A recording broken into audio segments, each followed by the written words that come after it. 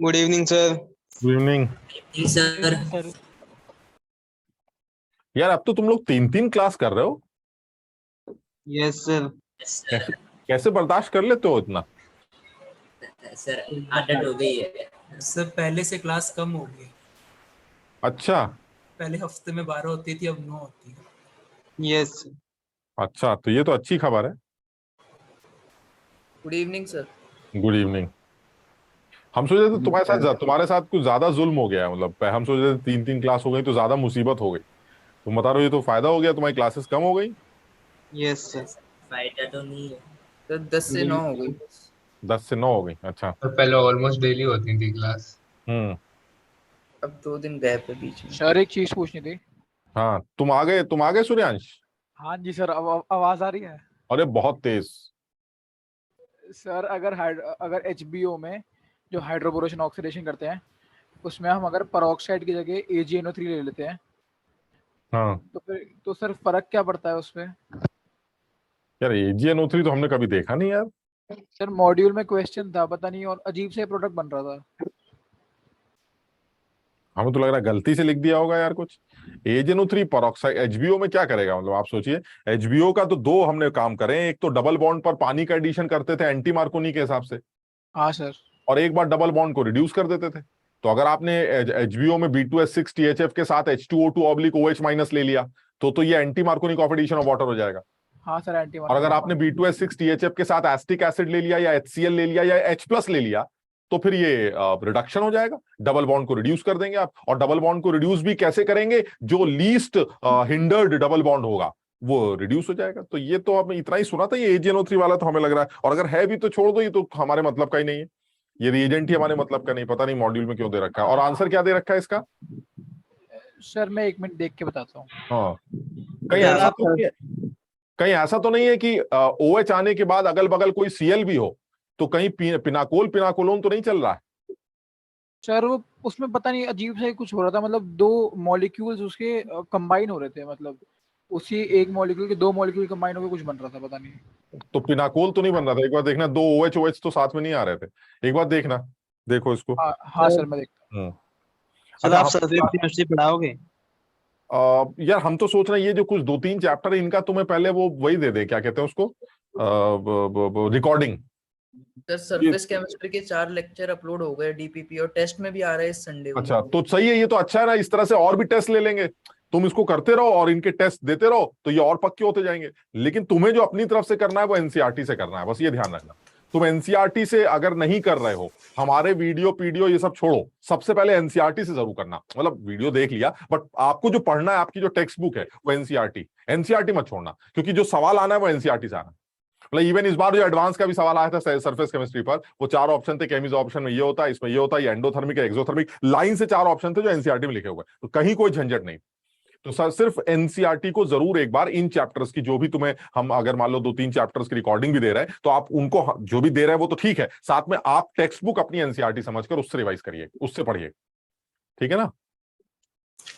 Sir वो पढ़ते हुए ना उसमें एक डाउट आया था सरफेस केमिस्ट्री में, तो वो कब पूछूं? मतलब यार ये क्या,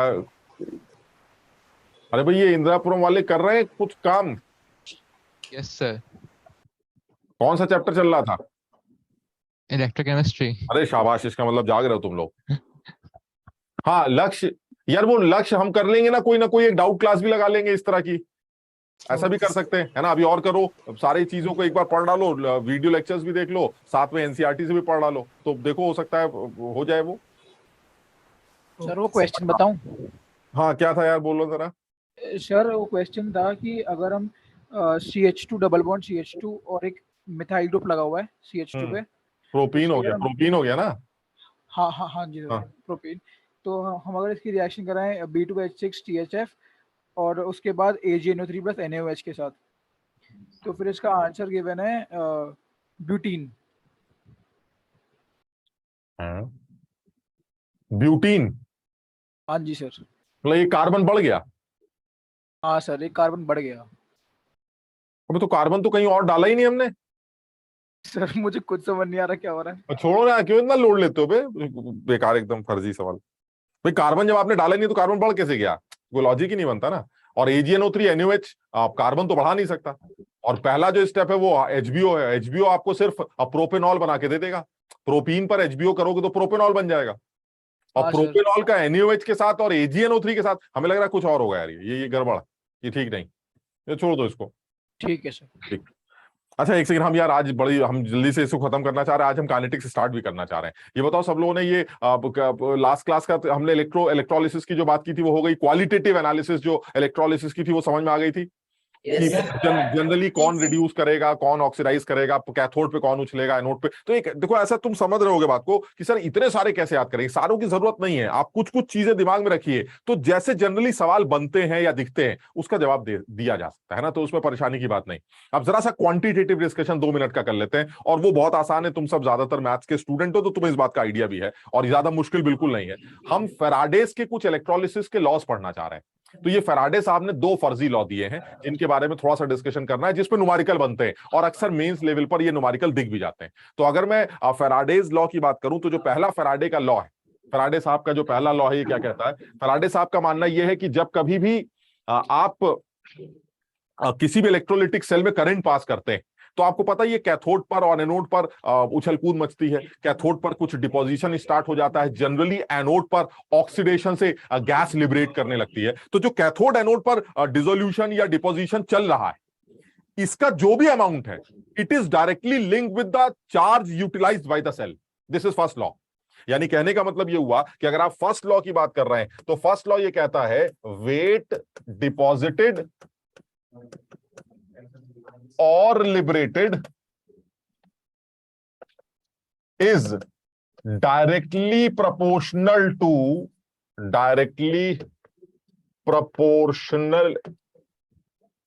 to charge utilized। ये अच्छा वर्ड है, utilized by the cell, charge utilized by the cell।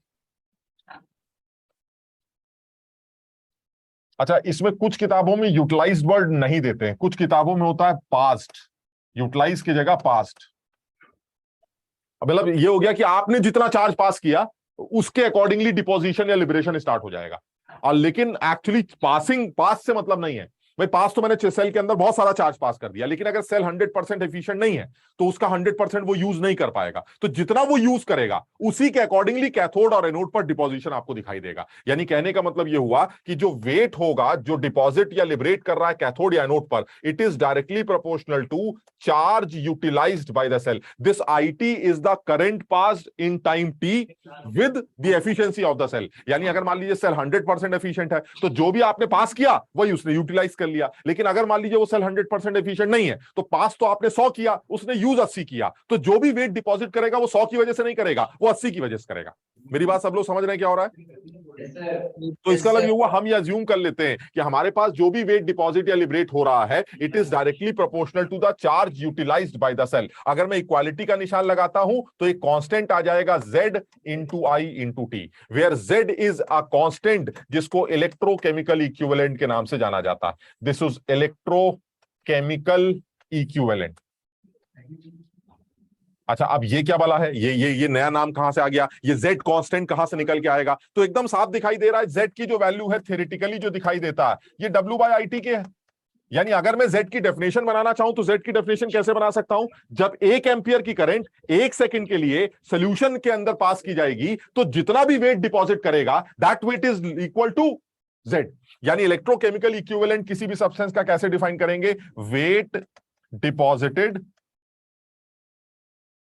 when 1 ampere current is passed for 1 second। इसको आप ऐसे भी बोल सकते हैं, जिसको 1 कूलम भी बोल सकते हैं। यानी जब 1 कूलम चार्ज आप पास करते हैं इलेक्ट्रोलिटिक सॉल्यूशन के अंदर तो जितना भी वेट डिपॉजिट करेगा that is equal to Z। मतलब ये समझ लो ना, अगर IT को 1 कर देंगे तो W और Z बराबर हो जाएंगे, और IT को 1 करने का मतलब है चार्ज 1 कूलम। या फिर ऐसे भी बोल सकते हैं 1 एम्पियर की करंट 1 सेकंड। ये समझते हो कि नहीं बात? Yes, sir. यानी 1 एम्पियर की करंट 1 सेकंड के लिए अगर पास किया जाए तो जितना भी वेट डिपॉजिट या लिबरेट करता है, it is equal to the electrochemical equivalent of that substance. या ऐसे बोल देते हैं, जब 1 कूलम चार्ज पास करते हैं किसी भी इलेक्ट्रोलाइटिक सॉल्यूशन के अंदर, तो जो वेट डिपॉजिट या लिबरेट करता है, that is also known as electrochemical equivalent of that substance. तो मैंने कहा ठीक है सर, ये डेफिनेशन जेड की आ गई, चलिए बहुत बढ़िया। लेकिन हमने तो फैराडे ने जेड की वैल्यू तो कुछ और बताई, फैराडे ने तो कुछ और बताया था। हमने कहा क्या बताया था?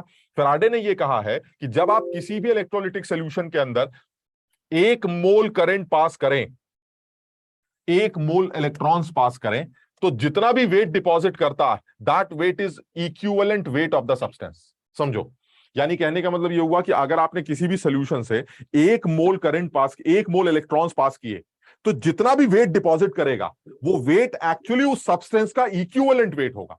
यानी अगर आपने 1 मोल इलेक्ट्रॉन का चार्ज पास किया, 1 मोल इलेक्ट्रॉनिक चार्ज अगर तुम्हें आइडिया हो तो ये 96500 कूलम के बराबर आता है। ये निकाल सकते हैं हम लोग?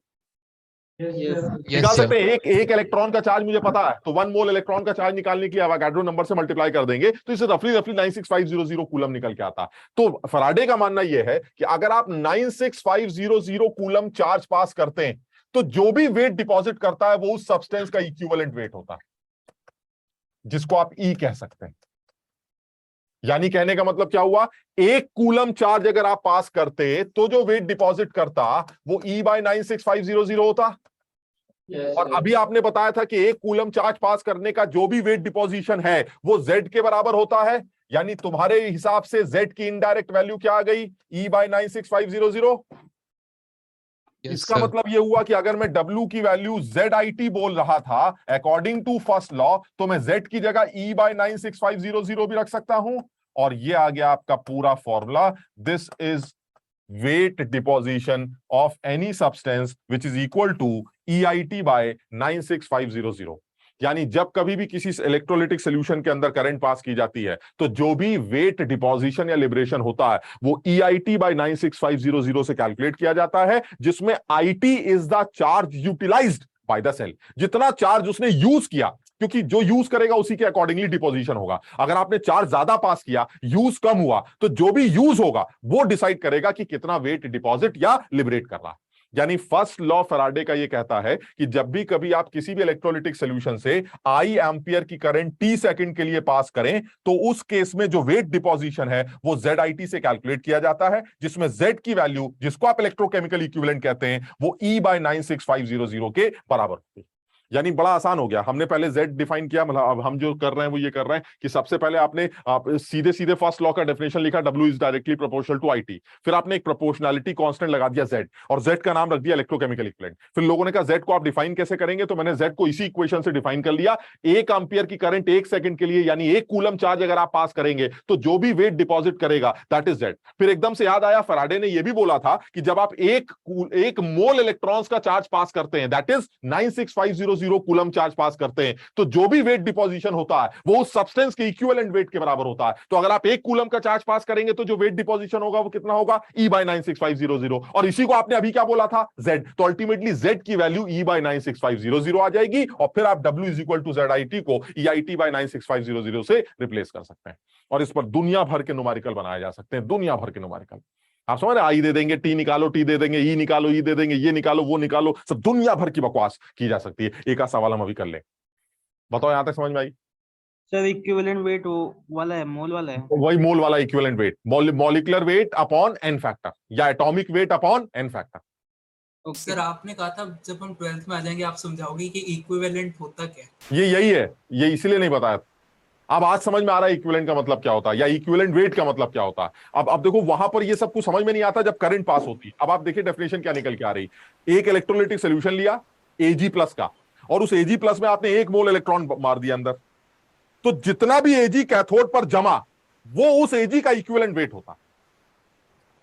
कुछ समझ लो। और वही इक्विवेलेंट वेट उसके वेट से अगर डिवाइड किया जाए, मतलब वेट अपॉन इक्विवेलेंट वेट निकाला जाए, तो इक्विवेलेंट्स के बराबर होगा। अभी ये जो इक्विवेलेंट वाला वर्ड हम यूज कर रहे हैं, ये अभी सेकंड लॉ में भी तुम्हारे सामने आएगा, शायद और क्लैरिटी आ जाए। मतलब तब ये बताना बड़ा अजीब सा था कि सर इक्विवेलेंट वेट का मतलब क्या होता है। तो तब अगर मैं तुमको कहता कि इलेक्ट्रोलिटिक सोल्यूशन से 1 मोल करंट पास करने या 1 मोल इलेक्ट्रॉन्स पास करने की वजह से जो वेट डिपोजिशन होता है उसे इक्विवेलेंट वेट कहा जाता है, तो शायद नहीं समझ में आता। लेकिन अब कम से कम ये समझ में आ गया है कि इक्विवेलेंट वेट नापा कैसे गया। यानी इक्विवेलेंट वेट का मतलब क्या हुआ? इक्विवेलेंट वेट का मतलब है कैथोड पर उस चीज का डिपोजिशन तब जब 1 मोल इलेक्ट्रॉन्स आपने सोल्यूशन से पास किए तो। समझ गया? समझ में आई बात? ठीक। अच्छा, अब इसी में मान लीजिए ये तो फर्स्ट लॉ हो गया, अब इसी में सेकंड लॉ लेते हैं। जो सेकंड लॉ बनाया गया है वो बिल्कुल फर्स्ट लॉ जैसा ही। हमें ये नहीं समझ में आता सेकंड लॉ बनाया क्यों गया। आप देखिए सेकंड लॉ कहता क्या है। सेकंड लॉ ये कहता है कि अगर आप अलग अलग इलेक्ट्रोलिटिक सोल्यूशन से जो सीरीज में रखे हैं, अगर सेम करंट सेम टाइम के लिए पास करें तो जो वेट डिपोजिशन होता है इन टर्म्स ऑफ इक्विवेलेंट्स वो सेम होता है। इन टर्म्स ऑफ मास या मोल्स वो अलग होगा, लेकिन इन terms of equivalents they will B same. यानी कहने का मतलब ये हुआ कि अगर मैं फैराडे के सेकंड लॉ की बात करूं तो सेकंड लॉ ये कहता है कि आप जो भी वेट डिपोजिशन है,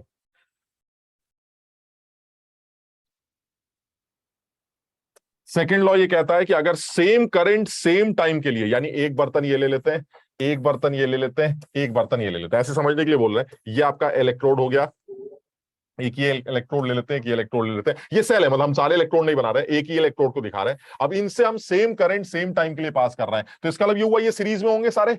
मान लीजिए आपने 1 मोल इलेक्ट्रॉन्स पास की, 1 मोल इलेक्ट्रॉन्स, ठीक। अच्छा, अब ये जो सोल्यूशन है ये किस चीज का सोल्यूशन है? ये सोल्यूशन किस चीज का सोल्यूशन है और ये सोल्यूशन किस चीज का सोल्यूशन? ये जो सोल्यूशन है ये सोल्यूशन है Ag+ का। ये जो सोल्यूशन है मान लीजिए ये कॉपर +2 का सोल्यूशन है, और ये जो सोल्यूशन है ऐसे ले लेते हैं, ये मान लीजिए एल्युमिनियम +3 का सोल्यूशन, ठीक। अच्छा, अब कहा क्या गया सेकंड लॉ में? सेकंड लॉ ये कहता है कि जब सेम करंट सेम टाइम के लिए पास की जाती है अलग अलग इलेक्ट्रोलिटिक सोल्यूशन से, तो जो भी वेट, अब तुम ये मानते हो जब यहां करंट पास करेंगे तो इस इलेक्ट्रोड पर सिल्वर का डिपोजिशन होगा, ये समझते हो कि नहीं? Yes, sir. यानी Yes, ये sir. जो इलेक्ट्रॉन्स है इन इलेक्ट्रॉन्स को खाके सिल्वर डिपोजिट, चलिए ठीक है, यहां पर कॉपर का डिपोजिशन होगा और यहां पर एल्युमिनियम का डिपोजिशन होगा। अब लॉ ये कहता है कि इन तीनों लोगों का जो यहां डिपोजिशन हो रहा है वो इन terms of mass, in terms of moles अलग हो सकता है, लेकिन इन terms of equivalents it will be same. यानी जितने इक्विवेलेंट सिल्वर के यहां डिपॉजिट करेंगे उतने ही इक्विवेलेंट्स कॉपर के यहां डिपॉजिट करेंगे और उतने ही इक्विवेलेंट्स एल्युमिनियम के यहां डिपॉजिट करेंगे। हम चेक करके देखते जरा, समझना। ये बताओ इस जगह पर सिल्वर के डिपॉजिशन की इक्वेशन क्या बनेगी?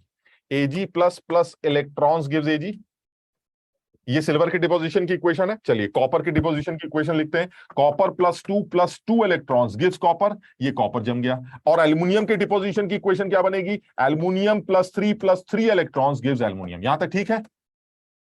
Yes sir. Yes, चलिए, sir. अच्छा अब आप सोच के बताइए इस पहली इक्वेशन को देखकर, अगर 1 मोल करंट पास होती, मतलब इलेक्ट्रॉन पास होते, तो सिल्वर के कितने मोल डिपॉजिट करते? 1 मोल। 1 मोल। Yes, तो sir. अगर x मोल इलेक्ट्रॉन निकल, अरे नहीं यार इसको x करो, मतलब थोड़ा सा जनरलाइज कर देते हैं, इसको x ले लेते हैं जनरल फॉर्म। ये हो गया हमारा x मोल, ठीक। तो आप बताओ जरा, x मोल अगर इलेक्ट्रॉन पास होंगे तो कितने मोल सिल्वर के डिपॉजिट करेंगे? x मोल। Yes, sir. चलिए, अच्छा इन टर्म्स ऑफ इक्विवेलेंट्स कितने डिपॉजिट करेंगे? What is the n factor of Ag+? 1। 1। Yes, यानी sir. एक ही मोल, यानी कि x मोल है तो n फैक्टर 1 है, तो इसके इक्विवेलेंट्स हो जाएंगे x इक्विवेलेंट। याद है मोल्स को n फैक्टर से मल्टीप्लाई करके इक्विवेलेंट्स निकाले जा सकते थे। Yes Yes, Yes, sir. sir. चलिए और आगे बढ़ते हैं, यहां आते हैं। यहां क्या कहते हैं? अगर आपने 2 मोल इलेक्ट्रॉन पास किए तो 1 मोल कॉपर जमेगा। यस सर, Yes, तो अगर sir. आपने x मोल पास किए तो x/2 जमेगा। Yes sir, Yes, sir. 2 से अगर 1 जमता है तो x से x/2 जमेगा। इसका मतलब ये हुआ सर यहां पर कॉपर के कितने मोल आएंगे? x/2 मोल। लेकिन जब आप इक्विवेलेंट्स निकालेंगे तो n फैक्टर से मल्टीप्लाई करेंगे जो कि 2 है, Yes, sir. तो इसका मतलब कितने इक्विवेलेंट्स डिपॉजिट करेंगे? X equivalent, X. चलिए इधर आते हैं। यहां पर अगर आप देखें तो 3 मोल की वजह से अगर 1 मोल एल्युमिनियम जमता है तो x मोल इलेक्ट्रॉन पास करने से 1/3 यानी x/3 मोल जमेगा। यस Yes, यानी sir. In terms of moles they will be x/3 moles, लेकिन since n factor is 3 so ultimately x equivalents aluminium के जमेंगे। यानी कहने का मतलब क्या हुआ कि यहां पर और यहां पर और यहां पर सिल्वर का जो वेट है वो कुछ और होगा, यहां पर कॉपर का जो वेट जमेगा वो कुछ और होगा, यहां पर जो एल्युमिनियम का वेट जमा होगा वो कुछ और होगा। बिल्कुल सही है। यहां पर मोल्स कुछ और होंगे, यहां पर इसके कुछ मोल्स और होंगे, यहां पर भी इसके कुछ और मोल्स होंगे, लेकिन एक चीज इन तीनों में कॉमन होगी एंड दैट इज इक्विवेलेंस। यानी अगर आपने सेम करंट सेम टाइम के लिए, दैट मींस अगर एक ही चार्ज तीनों कंटेनर में पास किया जाए तो इन terms of equivalence deposition same होता है। इन टर्म्स ऑफ मोल्स वो अलग हो सकता है, इन टर्म्स ऑफ वेट वो अलग हो सकता है, लेकिन इन terms of equivalence they will B same. यानी जितने इक्विवेलेंट सिल्वर के डिपॉजिट करेंगे उतने ही इक्विवेलेंट्स कॉपर के भी डिपॉजिट करेंगे और उतने ही इक्विवेलेंट्स एल्युमिनियम +3 के भी डिपॉजिट करेंगे। This is second law of Faraday. मुझे ये नहीं समझ में आता ये लॉ बनाया क्यों गया। ये तो फर्स्ट लॉ से पता चल रहा है। उसने कहा फर्स्ट लॉ से कैसे पता चल रहा है, ये देखिए फर्स्ट लॉ क्या बनाया गया। फर्स्ट लॉ ये कहा गया था कि जो भी वेट डिपोजिशन होता है वो EIT by 96500 से निकाला जाता है। चलिए ठीक है, बिल्कुल सही है। First law is W is equal to EIT by 96500। ठीक है, अच्छा एक काम करते हैं, E को नीचे ले आते हैं, तो this will be W by E which is equal to IT by 96500। यहां तक ठीक है। अच्छा अब आप ये बताइए, अभी आपने कहा था सीरीज में रखे सेल्स, यानी जब एक ही करंट एक ही टाइम के अंदर पास की जा रही, इसका मतलब ये हुआ हर कंटेनर के लिए IT कांस्टेंट है। और अगर हर कंटेनर की IT कांस्टेंट है दैट मींस ये पूरा टर्म कांस्टेंट है। तो ये तो ऐसे ही समझ में आ रहा है W by E कांस्टेंट हो गया। And what is W by E? W by E को ही तो इक्विवेलेंस कहते हैं। यानी कहने का मतलब यह हुआ कि जब सेम करंट सेम टाइम के लिए आप अलग अलग कंटेनर्स के अंदर पास करते हैं जो सीरीज में रखे हैं, तो जो भी वेट डिपोजिशन होता है वो इन टर्म्स ऑफ इक्विवेलेंस वो सेम होता है। Why? Because W by E वो IT by 96500 है और IT by 96500 तीनों कंटेनर्स के लिए सेम है, इसलिए W by E की वैल्यू भी तीनों कंटेनर्स के लिए सेम आएगी। इसलिए फर्स्ट कंटेनर के लिए W1 by E1, वो सेकंड कंटेनर के लिए W2 by E2 और वो थर्ड कंटेनर के लिए W3 by E3 के बराबर। समझो बात। सर यहाँ पे E क्या है? इलेक्ट्रॉन, ये इक्विवेलेंट वेट।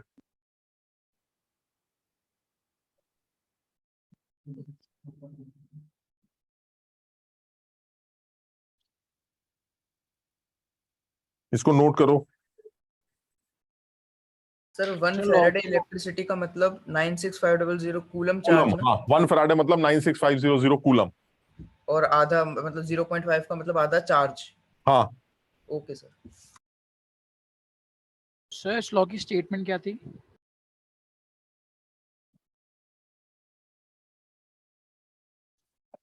लॉ की स्टेटमेंट यही है, सेम करंट सेम टाइम के लिए आप पास कर रहे हैं W, यानी लॉ स्टेटमेंट ये है, if IT is constant then W by E will be constant. यानी if current and time is constant for different electrolytic solutions then W by E remains constant, that is equivalence will be constant. ये हमारा second law बन गया और ये second law बिल्कुल first law से ही डिराइव होता हुआ नजर आता। अच्छा अब इसका यूज क्या है? जैसे फर्स्ट लॉ का सवाल क्या बन सकता है? फर्स्ट लॉ का सवाल बन सकता है इतनी करंट इतने टाइम के लिए पास करेंगे, बताओ कितना वेट आया। ये सवाल बन गया न्यूमेरिकल फर्जी। सेकंड लॉ का यूज क्या हो सकता है? सेकंड लॉ का यूज हो सकता है कि कैथोड पर इतना वेट डिपॉजिट करेगा तो बताओ एनोड पर कितना वेट डिपॉजिट करेगा।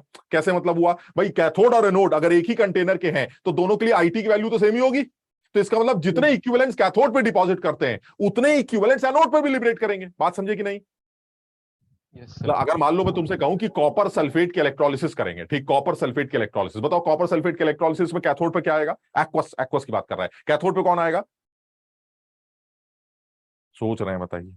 कॉपर के केस में भी सोच, अबे कॉपर के लिए भी सोच, कॉपर तो 0.34 प्लस में होता है यार।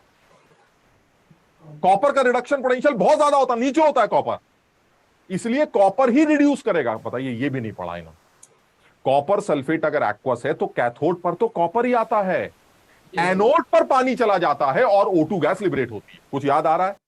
अगर अटैकेबल इलेक्ट्रोलिसिस की बात करते हैं, अगर आप अटैकेबल इलेक्ट्रोलिसिस की बात करते हैं तो कॉपर के इलेक्ट्रोड्स को यूज करेंगे तो कॉपर ही जमेगा, कॉपर ही गिरेगा, तो ऐसे में कॉपर +2 की कॉन्सेंट्रेशन कांस्टेंट रहेगी। ये याद आ रहा है ये सारी बातें? Yes sir. यानी अगर मैं ये पूछूं कि भाई साहब एक्वस कॉपर सल्फेट के इलेक्ट्रोलिसिस कैथोड पर क्या जमाती है, तो आप क्या बताएंगे? कॉपर को जमाती है। तो अगर मैं ये पूछूं कि इतनी करंट इतने टाइम के लिए अगर एक्वस कॉपर सल्फेट के सॉल्यूशन के अंदर से गुजारी जाए तो कैथोड पर कितना कॉपर आएगा और एनोड पर क्या आएगा? OH- oxygen oxygen gas oxygen आएगी किसके ऑक्सीडेशन से? H2O वाटर के ऑक्सीडेशन से। तो यानी वाटर के ऑक्सीडेशन से O2 बनेगा और कॉपर +2 के रिडक्शन से कॉपर बनेगा। तो कितना कॉपर बनेगा और कितनी O2 गैस लिबरेट करेगी? इन टर्म्स ऑफ इक्विवेलेंट्स ये दोनों बातें सेम होंगी। जितने इक्विवेलेंट्स कॉपर के डिपॉजिट करेंगे उतने इक्विवेलेंट्स O2 के भी लिबरेट करेंगे। कुछ समझ रहे हो कि नहीं? Yes, sir. ये सेकंड लॉ का एप्लीकेशन। जैसे हम एक एग्जांपल लेते हैं, शायद उससे ज्यादा समझ में आएगा। तुम देखो जरा, ये जल्दी से पहले तो ये वाला फर्जी सवाल बता दो एकदम से। How many coulombs of the charge are required for the following reduction? बिल्कुल फर्जी है, इसमें एक सेकंड में खत्म करो बात को। पहला सवाल हो गया, नहीं कूलम में बताना है, कूलम में निकाल लोगे? Yes Yes, sir. तो पहले वाले केस में कॉपर 2 + 2 मोल इलेक्ट्रॉन को खाएगा पर मोल के हिसाब से, तो इसका मतलब ये हुआ 2 मोल इलेक्ट्रॉन्स खाए जाएंगे।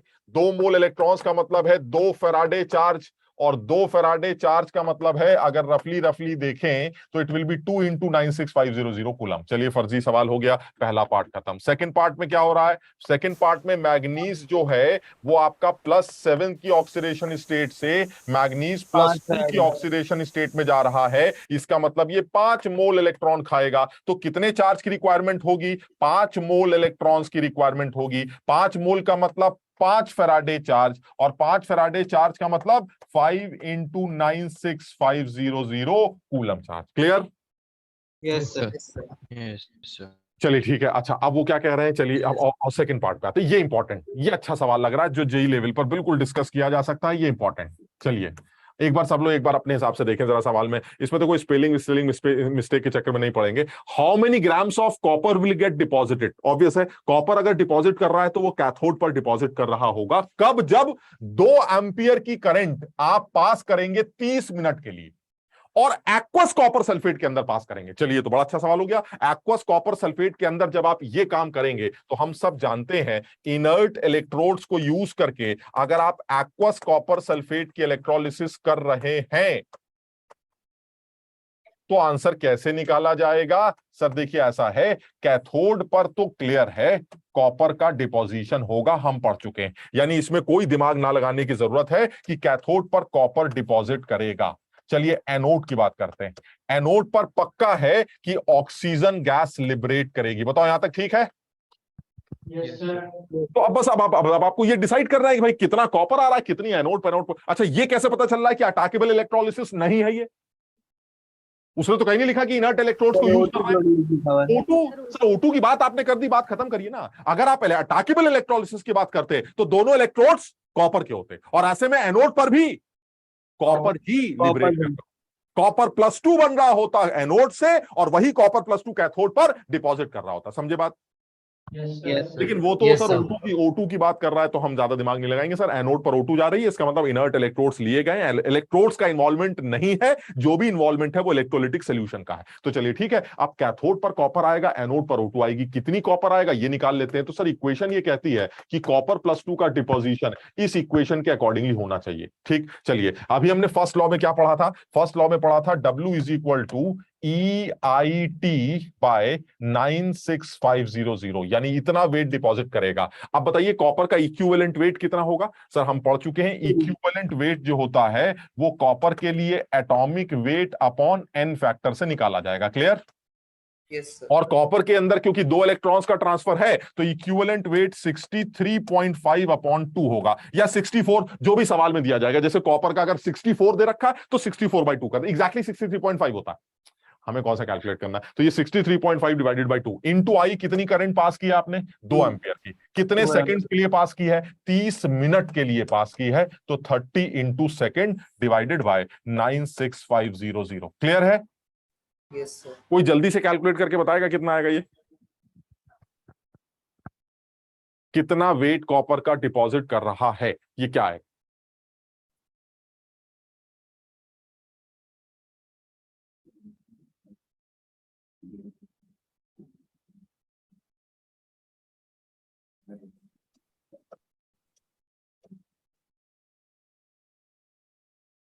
इसको 64 ही ले लो यार, अगर थोड़ा सा कैलकुलेशन आसान करनी या जो भी है तो।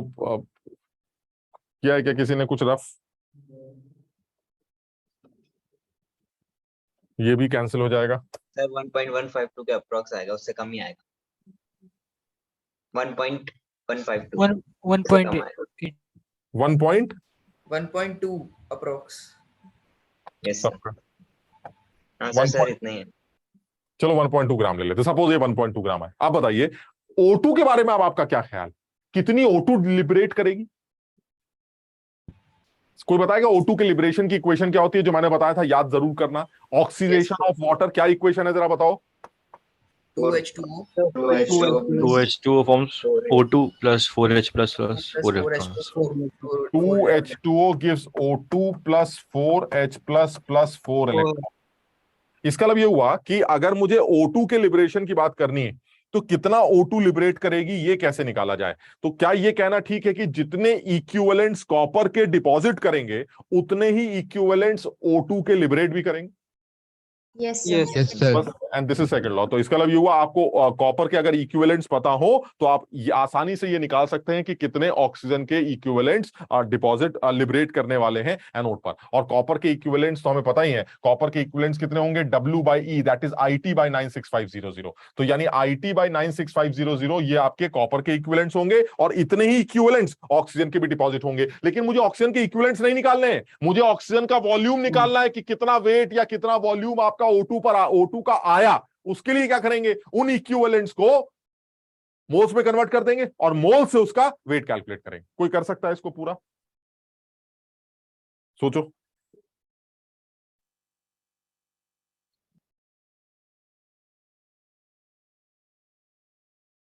कितना O2 लिबरेट हुआ, weight of O2 produced at anode, या volume of O2 produced at anode at STP, ऐसे करके कुछ भी सवाल दे देगा। यानी आपको एक तरह से देखा जाए तो O2 के मोल्स चाहिए बस। अगर आपको O2 के मोल्स मिल जाएंगे तो हमारा काम चल जाए।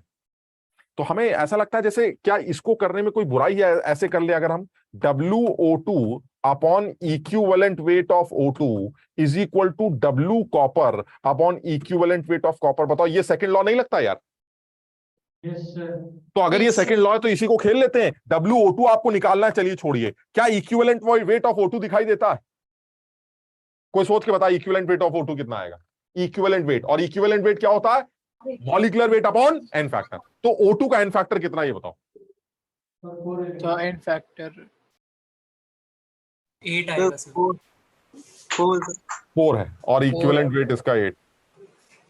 O2 का इक्विवेलेंट वेट 8। क्यों? क्योंकि वो ऐसे भी दिख रहा है, एक तो देखो वैसे ही समझ में आ रहा है कि 4 इलेक्ट्रॉन्स का ट्रांसफर है, और ऐसे भी देख सकते हो यहाँ ऑक्सीजन की ऑक्सीडेशन स्टेट 0 है और पानी के अंदर ऑक्सीजन की ऑक्सीडेशन स्टेट -2। तो 0 से -2, 2 का चेंज, 1 की वजह से 2 है तो 4 का चेंज। यानी कहने का मतलब ये हुआ कि ऑक्सीजन का जो इक्विवेलेंट वेट आएगा वो molecular weight of oxygen that is 32 divided by n factor that is 4। So 32/4 is 8। यानी ऑक्सीजन का जो इक्विवेलेंट वेट है वो 8 है। इधर आते हैं, कॉपर का कितना वेट डिपॉजिट तुमने बोला था 1.2, और इक्विवेलेंट वेट कॉपर का कितना होता है 63.5 डिवाइडेड बाय 2। बताओ, समझे? इस पूरे खेल से ऑक्सीजन का वेट निकाला जा सकता है और आसानी से यह सवाल सॉल्व किया जा सकता है। समझो अपने आप। इस सवाल को उल्टा भी कह सकता था कि मुझे पता चला कि एनोड पर ऑक्सीजन STP पर इतनी वॉल्यूम लिबरेट हुई। खत्म हो गया सवाल। तो अगर आपको एनोड पर ऑक्सीजन का लिबरेशन दे रखा है वॉल्यूम के टर्म्स में STP पर, तो आप उसके मोल्स निकाल लेंगे।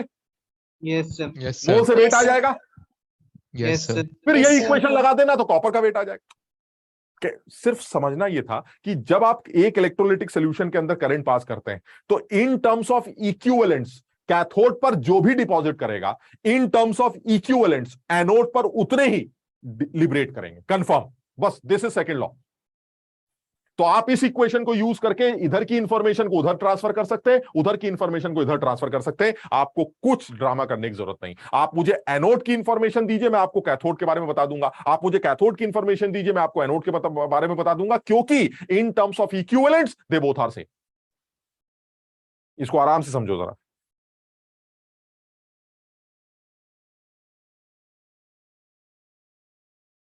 अब इसी में पूछ सकता था कि भाई कितना O2 का वॉल्यूम लिबरेट कर रहा है STP पर। अरे तो जब वेट आ जाएगा तो मोल्स निकाल लेना, मोल्स निकालने के बाद STP पर वॉल्यूम निकाल लेना। ये सब तो याद है सब लोगों को। मोल्स के बाद STP पर वॉल्यूम वगैरह निकालना याद है, कुछ कन्वर्ट करते होता है। हाँ, 22.4 लीटर से मल्टीप्लाई कर देंगे। कर लोगे भाई? Yes, sir. Yes, sir. चलिए एक और सवाल देख लेते जल्दी से। अब ये यार एक इंपॉर्टेंट चीज है, आप इसको देखो नहीं जरा, मतलब ऐसी मैं ऐसी बस बना लाया, आप तुम इसको देखो नहीं, मैं तुमसे ऐसी बात कर रहा हूं। तुमने देखा बाजार में जो है यार, इसके ऊपर थ्योरेटिकल सवाल तो है, जो थ्योरेटिकल है वो अभी मैं बताता हूँ, न्यूमेरिकल भी पूछा जाता है, और आईआईटी में एक बार न्यूमेरिकल पूछा भी जा चुका है, शायद एक से ज्यादा बार भी पूछा जा चुका है। एक तुमने देखा होगा बाजार में अब इलेक्ट्रोप्लेटेड सामान मिलता है, जैसे गोल्ड की प्लेटिंग है, मतलब जैसे चम्मच चम्मच लेने गए तो वो बताते हैं भाई ये चांदी की प्लेटिंग है, चांदी का है नहीं, या गोल्ड का चम्मच नहीं है, कौन खरीदेगा यार गोल्ड का चम्मच, समझ रहे हो? तो गोल्ड की उस चम्मच के ऊपर लोहे की चम्मच है, उसके ऊपर गोल्ड की पुताई हो रखी है, तो भी वो समझ रहे हो बड़ा महंगा बिकता है, काफी, क्योंकि थोड़ा बहुत तो गोल्ड उसके अंदर लगता ही है। तो ये जो इलेक्ट्रोप्लेटिंग है किसी लोहे के चम्मच के ऊपर या किसी भी सब्सटेंस के ऊपर कैसे की जाती है, इसके ऊपर एक थोड़ा सा थ्योरेटिकली समझने की कोशिश कर रहा है। बहुत आसान है, जरा समझना। मान लीजिए मुझे किसी लोहे के चम्मच पर गोल्ड की प्लेटिंग करनी, तो मैं करूंगा क्या, मैं एनोड ले लूंगा गोल्ड का, एनोड। अब एनोड अगर आपने गोल्ड का, वो कौन डिसाइड करेगा, एनोड हमारा सेल, ठीक, तो मैंने सेल के अकॉर्डिंगली मेरा एनोड हो गया गोल्ड का, और कैथोड मैंने ले लिया लोहे का चम्मच। यहां तक समझे? Yes sir. अब एनोड पर तो ऑक्सीडेशन होता है, तो इसका मतलब ये हुआ ये जो गोल्ड है ये नीचे गिरने लगे। अब जब ये गोल्ड नीचे गिरने लगेगा तो नीचे का गोल्ड, अब डिपोजिशन की बारी आएगी, तो वही गोल्ड जो है इस चम्मच पे डिपॉजिट करने लगेगा। यानी कहने का मतलब ये हुआ, जिस चीज की प्लेटिंग करनी है, और सिल्वर और एजी के लिए तो ये किया ही जा सकता है। तुम्हें याद होगा सिल्वर ही वो आदमी है जो एनोड पर एजी प्लस अटैकेबल इलेक्ट्रोलिसिस, याद है एजी का। कुछ लोग ये भी कह सकते हैं सर एनोड पर तो ऑक्सीजन गैस आ जाएगी पानी में से, यहां पानी भी तो होगा सर, पानी में से ना, याद करो H2O का ऑक्सीडेशन जब आप करते थे O2 बनाने के लिए, तो उसका ऑक्सीडेशन पोटेंशियल वो -1.23 था, याद है?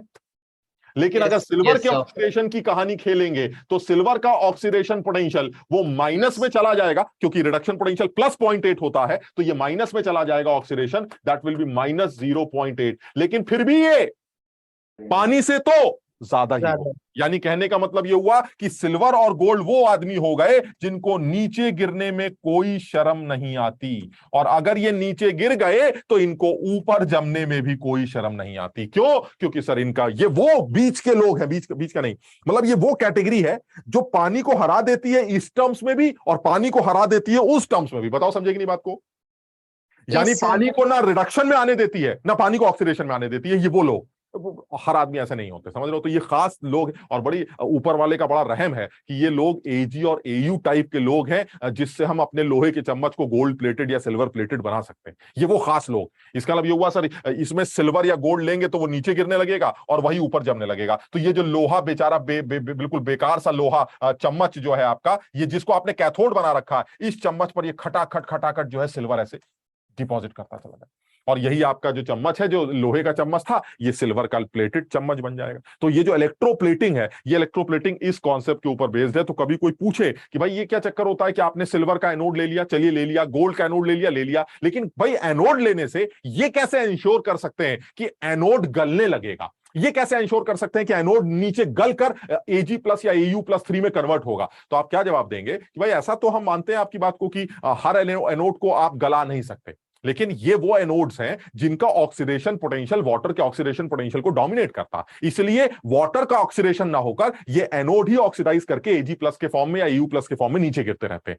फिर आता है कि भाई ये आप कैसे इंश्योर करेंगे कि कैथोड पर यही Au डिपॉजिट करेगा? अरे भाई पानी भी दौड़ लगाएगा, हो सकता है पानी कैथोड पे चला जाए, और अगर पानी कैथोड पे चला गया तो कैथोड पर हाइड्रोजन गैस लिबरेट होती चली जाएगी। तो हम क्या जवाब देंगे? नहीं, ये वो आयंस है जिनके रिडक्शन पोटेंशियल भी पानी को हरा देते हैं, इसलिए इनका उछलना भी और इनका गलना भी, ये दोनों एक साथ चलता है। मेरी बात सब लोग समझ रहे हैं कि नहीं? Yes sir. यानी कहने का मतलब यही हुआ कि भाई ऐसा है, अगर आपको किसी भी लोहे के चम्मच को किसी भी चम्मच पर प्लेटिंग करनी हो गोल्ड या सिल्वर की, तो आप उसको कैथोड बना के छोड़ दीजिए, बात खत्म, और अपना इलेक्ट्रोड सिल्वर या गोल्ड का ले लीजिए। इलेक्ट्रोड एनोड लेंगे सिल्वर गोल्ड का, वो नीचे गिरता जाएगा और वही जमता चला जाएगा, मस्त आपकी चम्मच जो है वो गोल्ड प्लेटेड या सिल्वर प्लेटेड बन जाएगी। अब आता है इसके ऊपर न्यूमेरिकल क्या बनेगा। न्यूमेरिकल बड़ा सीधा है, जो कि एक बार पूछा भी जा चुका है, इसको हटा दे भाई। ये मेरे ख्याल से ये वाली बात समझ गई कि ये कहानी एनोड पे चल रहा है, और कैथोड पर भी किसी को कोई डाउट नहीं होना चाहिए। कैथोड पर भी अगर किसी को लगता है सर पानी की भी जीत हो सकती है, तो तुम्हें याद होगा पानी की जीत बिल्कुल नहीं होगी, क्योंकि रिडक्शन पोटेंशियल पानी का -0.83 था शायद, जहां तक मुझे याद आ रहा है। सही कह रहा हूं मैं? और जहां तक सिल्वर का रिडक्शन पोटेंशियल है, अरे सर इसकी तो बात ही अलग है। सिल्वर का जो रिडक्शन पोटेंशियल है वो प्लस में होता E0 Rp, that is plus 0.8 volt. तो इसको तो कोई हरा ही नहीं सकता। इसका मतलब ये हुआ सर, बिल्कुल साफ रिएक्शन समझ में आती है कि अगर आप एनोड की बात करते हैं तो एनोड पर भी यही चल रहा है, और अगर आप कैथोड की बात करते हैं तो कैथोड पर भी यही चल रहा है। फिर तो बात ही खत्म हो गई। अगर आप ही को गिरकर और आप ही को जमना है कैथोड पर, तो कैथोड को चम्मच ले लो और उस चम्मच पर चिपका दो, मस्त आपकी चम्मच प्लेटेड चम्मच में कन्वर्ट हो जाएगी। सर इसमें इलेक्ट्रोलाइट क्या लेते हैं? हाँ, इलेक्ट्रोलाइट वही आपने कोई भी सोल्यूशन ले लिया आपने, आप किसी भी ऐसे आदमी का सोल्यूशन जिसका रिडक्शन पोटेंशियल इससे कम ही हो, मतलब सुनो इलेक्ट्रोलिटिक सोल्यूशन की जरूरत तो पड़ेगी। तो आप ऐसा और कोशिश करिए कि एजी का ही कोई सोल्यूशन ले लीजिए, एजी का ही कोई सॉल्ट ले लीजिए, AgNO3 ले लीजिए। बात समझ लो कि नहीं? तो होगा क्या कि वहां से भी गिरते रहेंगे और यहां से भी जमते चले जाएंगे, तो और भी ज्यादा एफिशिएंट हो जाएगा आपका प्रोसेस। लेकिन ये कंफर्म है कि इस बार सर इलेक्ट्रोलिटिक सोल्यूशन इन्वॉल्व नहीं रिएक्शन में, एजी ही गिर रहा है और एजी जाके इसके ऊपर डिपॉजिट कर रहा है। सर ये अटैकेबल इलेक्ट्रोलिसिस नहीं है ना? नहीं, इसको अटैकेबल इलेक्ट्रोलिसिस नहीं बोलेंगे, इसको मैंने डिफरेंटली इलेक्ट्रोप्लेटिंग का नाम दिया। अटैकेबल इलेक्ट्रोलिसिस जैसा ही कॉन्सेप्ट इन्वॉल्व हो रहा है कि कैथोड भी और एनोड भी एक तरह बिहेव कर रहा है, एनोड गल रहा है और वही गला हुआ आदमी कैथोड पे डिपॉजिट भी कर रहा है। लेकिन अटैकेबल इलेक्ट्रोलिसिस का वर्ड तब यूज करते हैं जब दोनों इलेक्ट्रोड्स सिमिलर होते हैं। यस। ये ठीक है, समझ में आ गया। तो अगर मान लीजिए एक न्यूमेरिकल की बात करें तो जरा जल्दी से एक न्यूमेरिकल करके हम बात को खत्म कर देते हैं। चलिए जल्दी से बताइए। इसको समझो, मैंने देखा है कि बड़ा अच्छा ये सवाल जो है, इस कैटेगरी के सवाल जो है पहले एडवांस लेवल पर आ चुके हैं और मेंस लेवल पर भी इसके सवाल बनाए जा सकते हैं, सिर्फ कैलकुलेशन को थोड़ा इजी करके। तो अब तुम देखो जरा, ये तो सब लोग मानते हैं कि सवाल डिपोजिशन से लिंक है, तो first law of Faraday use होने वाला। यस। और अगर फर्स्ट लॉ ऑफ फैराडे की आप बात करते हैं तो जितनी बात समझ में आती है वो यही आती है कि जो EIT बाय 96500 है, यही वेट डिपोजिशन से लिंक होगा। और जहां तक मुझे वेट का याद है, वेट वॉल्यूम इंटू डेंसिटी से डिफाइन होता है, और जहां तक वॉल्यूम का याद आता है वो area into thickness into density से डिफाइन होती है। बताओ समझे कि नहीं? Yes sir. बस बात खत्म हो गई, मेरा सवाल खत्म हो गया। EIT by 96500 it is equal to area of the surface जिस पर चिपकाना है इंटू H का मतलब थिकनेस जितना मोटा चिपकाना है इंटू डेंसिटी जिसको चिपकाना है उसकी। सारी चीजें सवाल में दी जाएंगी, जो एक अननोन होगा उसको मेहनत करके सॉल्व करना पड़ेगा। बस बात खत्म। और इसमें बहुत सारी चीजों का ध्यान रखना चाहिए, मतलब प्रैक्टिकली तुम समझो, तुम सोचो अगर तुमने वक्त का ख्याल ना रखा तो वो जो गोल्ड की चम्मच है, लोहे की चम्मच, बहुत मोटी गोल्ड से चिपक जाएगी, नहीं समझे? Yes sir. और ये तो फिर नुकसान करेगा ना, मतलब बाजार में बेचने वाला तो उसको जितनी पतली लेयर जमाएगा उतना अच्छा है। तो एक लेयर आप चाहते हैं उसके ऊपर बस, ताकि कहने को गोल्ड प्लेटिंग हो जाए और मस्त आपका पता चला आपने पोत दिया उसको, तो बाजार वाले को, दुकानदार को, मतलब जो ग्राहक आया है उसको कैसे समझाओगे कि नहीं इसमें गोल्ड की प्लेटिंग मोटी वाली है? अरे वो कहेगा साला मुझे गोल्ड प्लेटेड चम्मच चाहिए, मोटी पतली क्या होता है? तो बेहतर है कि आप उसके ऊपर एक लेयर चिपकाएं और उसको छोड़ दें। तो यानी अब जैसा इन्होंने किया है, अब इन्होंने सब ध्यान रखा होगा, तो इन्होंने देख रखा है कि जो सरफेस एरिया है वो 800 है, जो करंट पास की है वो 0.2 है, कितने घंटे के लिए की है, 3 घंटे ले लिए। अब पूछा गया है कितनी थिकनेस डिपॉजिट करेगी और डेंसिटी दे रखी है। तो मुझे लगता है इस सवाल में शायद H अननोन है। यस बस H निकाल लेते, तो बड़ी मेहनत करनी पड़ेगी क्योंकि बहुत गंदा कैलकुलेशन है। तुमको अगर करने के लिए दिया जाए तो तुम खुद जानते हो कि तुम कितना वक्त लगाओगे, लेकिन ये मुझे जहां तक याद आ रहा है शायद ये पूछा गया सवाल।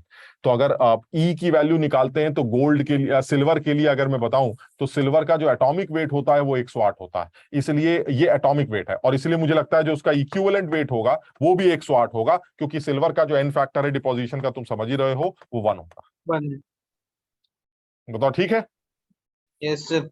तो इसका मतलब ये हुआ कि सर इक्विवेलेंट वेट हमें पता है, करंट हमें पता है, टाइम हम सेकंड में रख देंगे, इसको सॉल्व करके AHD से इक्वेट कर देंगे। डेंसिटी बहुत गंदी 10 भी दे सकता था, लेकिन 9.67 दी है, तुम समझ रहोगे, सिर्फ कैलकुलेशन के लिए। और एरिया उसने 800 सेंटीमीटर स्क्वायर दे रखा है। अगर तुम समझदार हो तो ये सारी चीजें सॉल्व कर सकते हो, और सॉल्व करके इसका आंसर H की वैल्यू निकाल सकते हो। और मुझे लगता है अगर A की वैल्यू सेंटीमीटर स्क्वायर में और डेंसिटी की वैल्यू ग्राम पर सेंटीमीटर क्यूब में रख रहे हो, तो जो H निकल के आने वाला है वो H पक्का सेंटीमीटर में ही निकल के आने वाला है। यस। तो इसको सॉल्व करके इसका आंसर निकाला जा सकता है। कोई रफली कुछ सॉल्व कर सकता है? देखते हैं तुम कितनी जल्दी सॉल्व कर सकते हो इसको।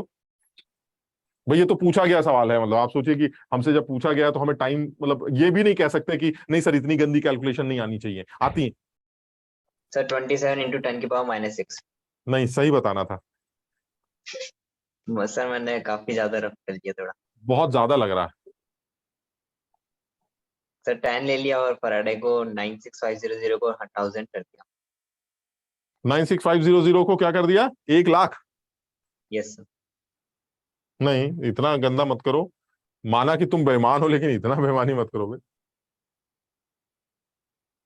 तो बाकी ऑप्शन से चले जाएंगे।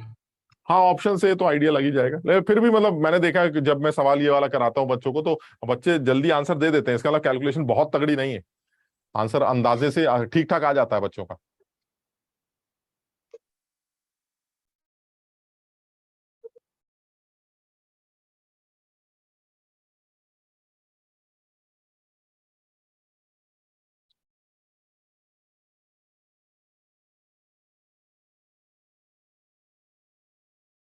टू 2.7 आ रहा है। 2.7 सेंटीमीटर? Yes sir. 2.7 सेंटीमीटर की थिकनेस समझते हो? 1 इंच की थिकनेस चम्मच के ऊपर गोल्ड की। बर्बाद हो जाएगी सब। बर्बाद हो जाएगा दुकानदार।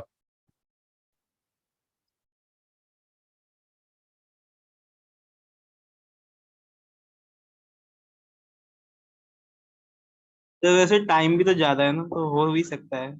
0.5 मिलीमीटर के आसपास आना चाहिए। नहीं, जहां तक मुझे इसका आंसर याद आ रहा है, अगर मुझे सही याद आ रहा है, तो 3.125 इंटू 10⁻⁻⁴ सेंटीमीटर आता है, जहां तक मुझे याद आ रहा है। Yes sir.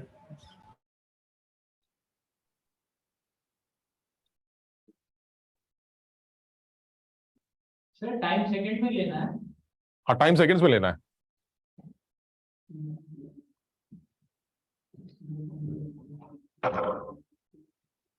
मतलब तुम ये तो समझ ही रहे हो सब लोग कि इस तरह के सवालों में सिर्फ जो भी कुछ है वो कैलकुलेशन ही है। तो ये जितने भी अननोन्स, मुझे लगता है अननोन्स का जहां तक सवाल है, अच्छे दिखाई देते हैं। मतलब जो वेरिएबल्स हैं EITAHD, तो इन 6 में से कोई 5 चीज दे देगा। और मुझे लगता है ई भी शायद अननोन ना मानिए, क्योंकि जब एटम का नाम, मेटल का नाम बता देगा, तो ई की वैल्यू तो अपने आप ही समझ में आ जाएगी, क्योंकि उसका इनफैक्टर तो आपको पता ही चल जाएगा। अगर सिल्वर को डिपॉजिट करना है या किसी को डिपॉजिट करना है, तो आपको आइडिया तो लग ही जाएगा। तो ऐसे में मुझे लगता है ये 4-5 अननोन वेरिएबल्स हैं, इन 4-5 में से कोई एक आपको अननोन बना के पूछ लेगा। तो ये कैलकुलेशन वाला सवाल लगता है, सिर्फ कुछ कलाकारी नहीं है इसमें। सर यही आंसर आ रहा है। यही आ रहा है? Yes sir. ठीक है,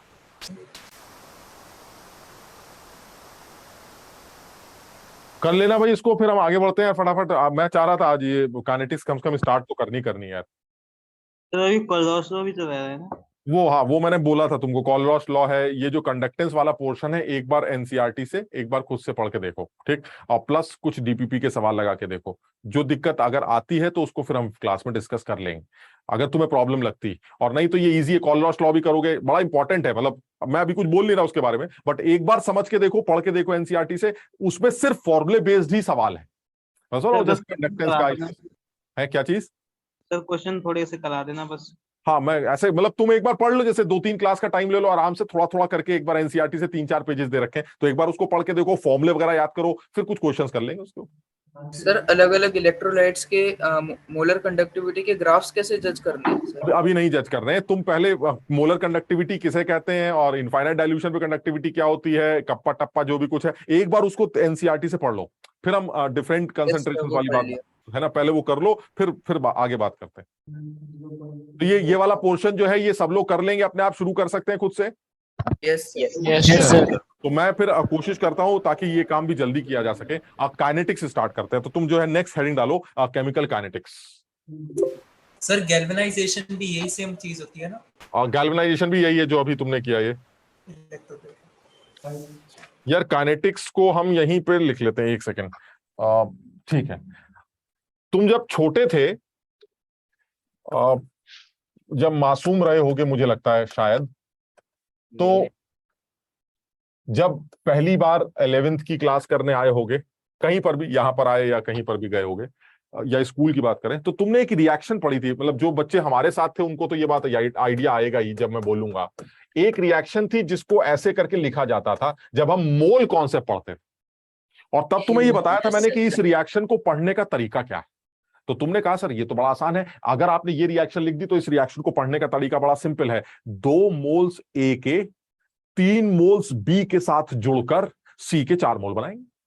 तो मैंने कहा हाँ बात तो सही है। फिर इसके बाद क्या बोला कि सर अगर इसके इतने होते उसके इतने होते तो वो कितना बनता वगैरह वगैरह। तो सर ये हमने मोल कॉन्सेप्ट में पढ़ा है, लिमिटिंग रेजेंट निकाल निकूल के अपना खेल खेला करते थे। यानी जब कभी भी किसी रिएक्शन की क्वांटिटेटिव एनालिसिस करते थे तो उसको पढ़ा कैसे जाता था, ए के 2 मोल बी के 3 मोल के साथ जुड़कर सी के 4 मोल बनाएंगे। अब आप लिमिटिंग रेजेंट वगैरह कैलकुलेट करिए, एनालिसिस स्टार्ट करिए, आपका सवाल खत्म। यानी इस तरह से रिएक्शन को पढ़ने का तरीका पहला चैप्टर था जब हम मोल कॉन्सेप्ट पढ़ रहे थे। यहां तक ठीक है? चलिए फिर थोड़े से बड़े जब थोड़े से बड़े हुए तो पढ़ते पढ़ते अचानक इस रिएक्शन को पढ़ने का तरीका बदल दिया गया। किसी मास्टर ने हमको बताया कि जब ए के 2 मोल बी के 3 मोल्स के साथ जुड़कर सी के 4 मोल बनाते हैं तो इस पूरे खेल में इतनी एनर्जी का लेन देन होता है, एंड दैट वाज थर्मोकेमिस्ट्री। यानी कितनी हीट गई, कितनी हीट आई, कौन कौन से डंडे टूटे, कौन कौन से डंडे बने, इस पूरे खेल में जो भी हीट का लेन देन होगा वो किस चैप्टर में डिस्कस किया जाता था? थर्मोकेमिस्ट्री के अंदर। बताओ यहां तक समझे? यानी एक रिएक्शन को पढ़ने के 2 तरीके हमारे सामने आ चुके हैं। एक in terms of quantitative analysis, A के 2 मोल बी के 3 मोल के साथ जुड़कर सी के 4 मोल बनाते हैं। इसको यूज करके आपने क्वांटिटेटिव एनालिसिस पढ़ी थी जिसको आपने मोल कॉन्सेप्ट कहा। दूसरा तरीका इसी रिएक्शन को पढ़ने का हम थोड़ा जब बड़े हुए तब हमारे सामने आया कि जब ए के 2 बी के 3 के साथ जुड़ के सी के 4 बनाएंगे तो इस पूरे खेल में कितनी हीट का एक्सचेंज होगा, that is delta H of this process, जो मैं थर्मोकेमिस्ट्री में पढ़ता था। अब मैं और बड़ा हो चुका हूं, अब इस रिएक्शन को आखिरी बार पढ़ रहा हूं एक नए तरीके से, और वो क्या है? जितनी देर में ए के 2 मोल खर्च होते हैं उतनी देर में बी के 3 और सी के 4 बन जाते हैं। अब मैं बात करूंगा टाइम या रेट या स्पीड से रिलेटेड। टाइम आ रहा है इसके अंदर, बात समझेगी? यानी अब जो इस रिएक्शन को पढ़ने का तरीका वो चेंज कर रहा है। वो क्या कि जितने टाइम में ए के 2 मोल कंज्यूम होंगे उतने ही टाइम में बी के 3 मोल कंज्यूम होंगे। ये ठीक है? और उतने ही टाइम में सी के 4 मोल बन जाएंगे, बात खत्म। यानी अब जो आप इस रिएक्शन को एनालाइज कर रहे हैं वो रेट के रेस्पेक्ट में डिफाइन कर रहे हैं, स्पीड के रेस्पेक्ट में डिफाइन कर रहे हैं, तभी मैं टाइम को बीच में ला रहा हूं। जितने टाइम में ए के 2 खर्च होते हैं उतने टाइम में बी के 3 और प्रोडक्ट के 4 मोल बन जाते हैं। हमने कहा ठीक है, वो समझ गए। अब थोड़ा सा और बात करते हैं। क्या ये कहना ठीक है कि ए का अमाउंट घट रहा है? Yes sir. क्या ये भी ठीक है कि वक्त के साथ साथ बी का अमाउंट भी घट रहा है? Yes, sir. और वक्त के साथ सी का अमाउंट बढ़ रहा है? ठीक, तो क्या तुम में से कोई ये बता सकता है सोच के कि what is the disappearance rate? Instantaneous he rate की बात करेंगे, हम एवरेज की बात नहीं कर रहे। What is the instantaneous rate of disappearance of A, यानी डीएक्स वाला, डीएक्स बाई डी टी वाला इंस्टेंटेनियस? ए का डिसअपियरेंस रेट क्या होना चाहिए? ये पहली कैटेगरी है जो जेई में पूछे जाने वाले सवालों की कैटेगरी मानी जाती है, जो मेंस लेवल पर अभी भी पूछी जा सकती है। यानी सबसे पहले minus B A by D T, disappearance rate of A, disappearance rate of B and appearance rate of सी।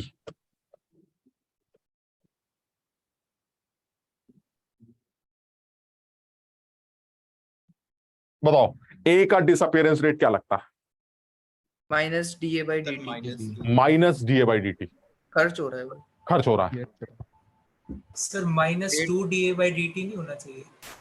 नहीं, हम तो पूछ रहे हैं, हमें नहीं पता। -2 DA by DT भी एक ऑप्शन आ रहा है। और कोई बोले? Sir -DA by DT by 2। -DA by DT by 2 यानी -1/2 DA by DT। Yes sir. अच्छा, मतलब जितने ऑप्शन है सारे आ चुके हैं। -DA by DT, -12 DA by DT, -2 DA by DT, और कुछ बचा है? Sir option C. Option C यानी -12 DA by DT। Sir A का स्क्वायर कर दो, एक और ऑप्शन बन गया। ए की कंसंट्रेशन ऐसे। अच्छा, हम समझ रहे हैं जिन लोगों ने थोड़ा भी हल्का सा भी कहीं सुना है ना इसके बारे में, मतलब जैसे स्कूल में सर काइनेटिक्स थोड़ी सी सुन रहे थे हम, है ना, कहीं देखी है हमने, कहीं थोड़ा सा भी जिसने कुछ, वो इस सवाल का आंसर, हाँ, वो उस सवाल का answer generally -12 DA by DT बोलता है। और जिन्होंने कहीं कुछ नहीं देखा है तो वो शायद सही आंसर बोल सकता है इसका, and that is -DA by DT।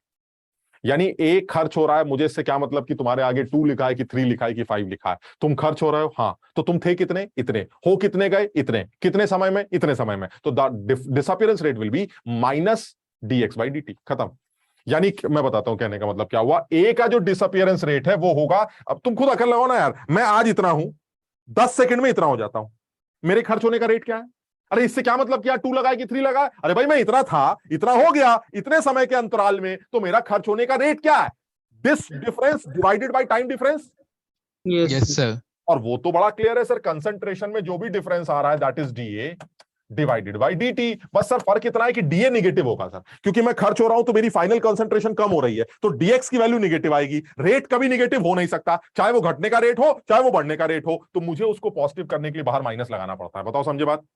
Yes sir. यानी ये कंफर्म हो गया सर, मुझे 2, 3, 4 से कोई मतलब नहीं है। आप घट रहे हैं, आपके घटने का rate dx by d minus के साथ, आप भी घट रहे हैं, आपका भी माइनस डीएक्स बाई डी, यानी आपकी भी रेट आ गई घटने की माइनस डीबी बाई डी। और क्योंकि साहब बन रहे हैं तो it will be only DC by D. इस बार माइनस मत लगा देना वरना रेट निगेटिव हो जाएगा, क्योंकि ये तो ऑलरेडी पॉजिटिव है। क्लियर? Yes sir. अच्छा अब जो है लेकिन सर हमें पता नहीं क्यों हमें याद आ रहा है, हमें स्कूल में बताते थे ये minus half DA by D होता है, फिर यहाँ -1/3 भी आता है, यहाँ -1/4 ऐसा कुछ वो भी आता है। वो तब आता है जब आप इन तीनों रेट्स को इक्वेट करते हैं। तो बताओ क्या ये तीनों रेट बराबर? क्या ए के खर्चे का रेट और बी के खर्चे का रेट सेम? नो सर, सवाल ही नहीं उठता सर। जितनी देर में ए के 2 खर्च होते हैं उतनी देर में बी के 3 खर्च होते हैं, यानी बी तेजी से खर्च हो रहा है। ठीक है? Yes sir. अगर बी के खर्चे को 2/3 कर दें, समझना जरा, तो ए के खर्चे के रेट के बराबर आ जाए। समझो, जितनी देर में मेरे 2 मोल खर्च होते हैं उतनी देर में आपके 3 मोल खर्च होते हैं।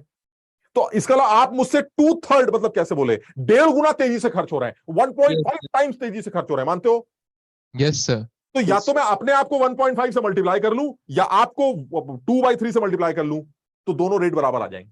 कुछ क्लियर समझ पा रहे हो? यानी कहने का मतलब ये हुआ, ये तीनों रेट्स बराबर तो बिल्कुल नहीं है सर। हाँ, फिर भी अगर आप बदतमीजी पे उतर आए और आप ये कहें कि माइनस डीए बाई डी को माइनस डीबी बाई डी के साथ लिंक करना है और इसको साथ ही साथ डीसी बाई डी के साथ भी लिंक करना है, तो मेरी अकल ये कहती है कि सर यहां 2 से डिवाइड करिए, यहां 3 से डिवाइड करिए और यहां 4 से डिवाइड करिए। सर अब ये तीनों वैल्यूज बराबर आ जाएंगे। अपने आप समझो मैंने क्या किया।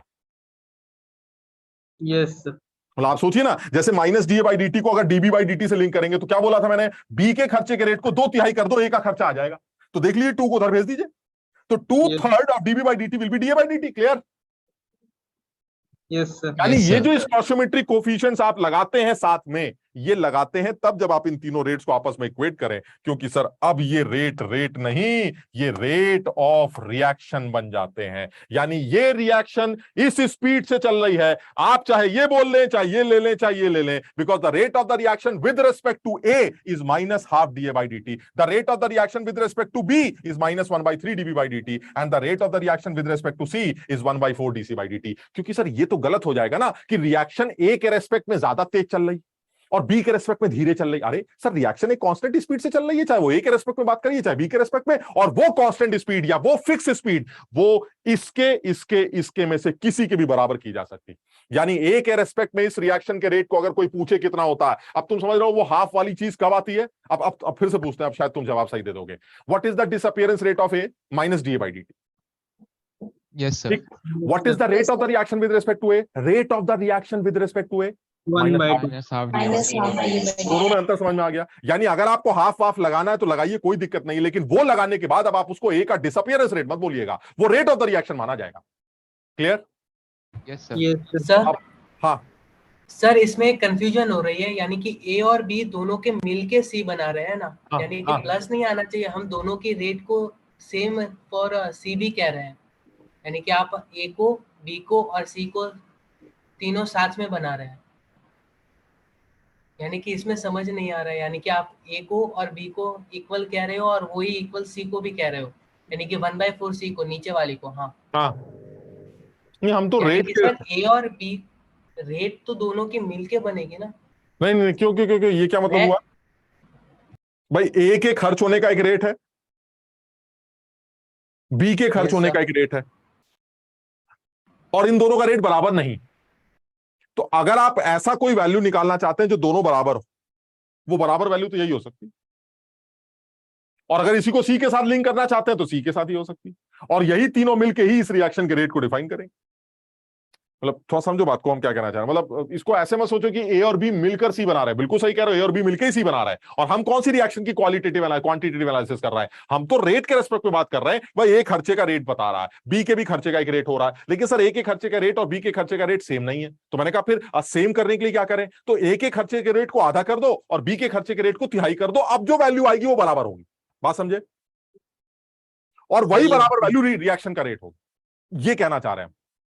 यानी ऐसा नहीं हो सकता कि रिएक्शन ए के रेस्पेक्ट में तेज चलने लगे और बी के रेस्पेक्ट में रिएक्शन स्लो चलने लगे। रिएक्शन तो एक ही है ना यार, तो उसका तो रेट एक ही होगा ना। मेरी रिएक्शन 5 मीटर पर सेकंड से भाग रही, बात खत्म। अब अगर मेरी रिएक्शन 5 मीटर पर सेकंड से भाग रही है तो वो 5 मीटर पर सेकंड ए के रेस्पेक्ट में भी होगा, वो 5 मीटर पर सेकंड बी के रेस्पेक्ट में भी होगा, और वो 5 मीटर पर सेकंड सी के रेस्पेक्ट में भी होगा। वो अलग बात है कि इस 5 मीटर पर सेकंड की रेस्पेक्ट में ए के खर्चे का रेट कुछ और, बी के खर्चे का रेट कुछ और सी के बनने का रेट कुछ और होगा, वो अलग बात। कुछ समझ पाए कि नहीं? Yes sir. जैसे मैं एक एग्जांपल लेता हूं, शायद उससे ज्यादा समझ में आ जाए। चलिए एक एग्जांपल ले लेते हैं। जो पहली कैटेगरी है सवालों की वो यही है। पहले एक ठीक है, थोड़ा हल्का सा सवाल ले लेते हैं, फिर एक थोड़ा सा और एक सवाल ले लेंगे, वो भी हल्का ही है। तो यानी ऐसे मान लीजिए एक सवाल ले लेते हैं सिंपल सा एकदम बना के कि भाई मेरे पास जो है ये कोई भी रिएक्शन ले लेते हैं, N2 + 3H2 gives 2NH3, ये एक रिएक्शन। ठीक, अब वो कह रहा है कि ऐसे जल्दी जल्दी लिख रहे हैं, the disappearance rate of hydrogen is 5 moles per second, नहीं,